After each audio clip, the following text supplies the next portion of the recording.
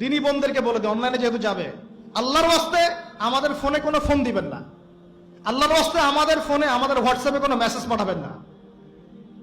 আর এমন এমন মিষ্টি ভাষার মেসেজ দেখলে মনে হয় যে মানে সব অসহায় মেয়ের দায়িত্ব নেওয়ার জন্য আমরাই আছি। আর সবার একটাই সমস্যা, আমার স্বামী ভালো না, আমার স্বামী ভালো, তার ধারণা যে তার স্বামী ভালো না, বাকিদের সবার স্বামী ভালো। নবী সাল্লাল্লাহু আলাইহি ওয়াসাল্লামের সামনে যখন কোনো মেয়ে এভাবে র্যান্ডমলি স্বামীর নামে অপবাদ দিত, মিথ্যাচার করত বা অভিযোগ আরোপ করত, আল্লাহ নবী সাল্লাল্লাহু আলাইহি ওয়াসাল্লাম রাগ হতেন। সে আপনার ভরণ পোষণ দেয়, আপনাকে খাওয়ায়, আপনাকে পড়ায়, আপনার সিকিউরিটি দেয়, আপনার সম্মান রক্ষা করে, সারাটা জীবন আপনার জন্য একদম তেজপাতা বানায় ফেলে দিল, এখন বলছেন স্বামী ভালো না।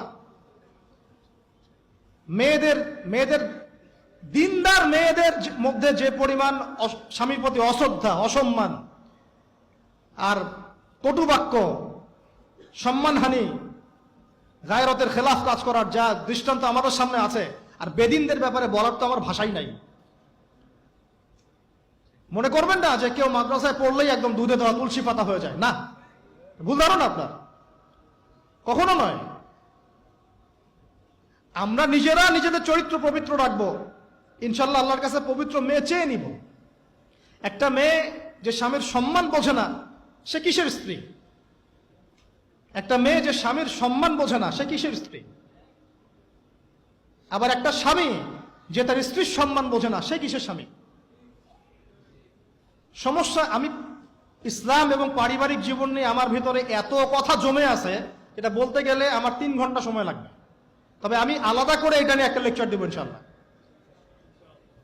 কিছু কিছু বিষয় আপনার চেয়ে আমার বয়স কম হতে পারে, কিন্তু এই বিষয়গুলোতে আমার অভিজ্ঞতা আপনার চেয়ে 10 গুণ বেশি আছে। আর একটা ভুল তো জীবনে করতে যাবেন না, সেটা হলো যে ফ্যান্টাসিতে ভুগে অতিরিক্ত দায়িত্ব নিতে চান না। ফ্যান্টাসিতে ভুগে অতিরিক্ত দায়িত্ব নিতে চান না, তাহলে দিন থেকে আপনি বিচ্যুত হয়ে যেতে পারেন। স্ত্রী হবে কেমন? কোমল, নমনীয়, শুনবে, আনুগত্য করবে, যে কথাগুলো কোরআন সুন্নাহর মধ্যে আছে এগুলো শুনবে, আনুগত্য করবে, স্বামীর সম্মান বুঝবে। সারাদিন স্বামী বাহির থেকে কষ্ট পরিশ্রম করে বাসায় ঢুকে, তার চেহারা দেখলেই যেন সব পরিশ্রম ভুলে যায়, এমন হবে স্ত্রী। ঘরে ঢুকেই খাটাস খুটুস, কথা নাই বার্তা নাই, ঝগড়াঝাটি, হ্যাঁ খাওয়া রেডি করা, যাও খেয়ে নাও। আপনারা কি মনে করেছেন?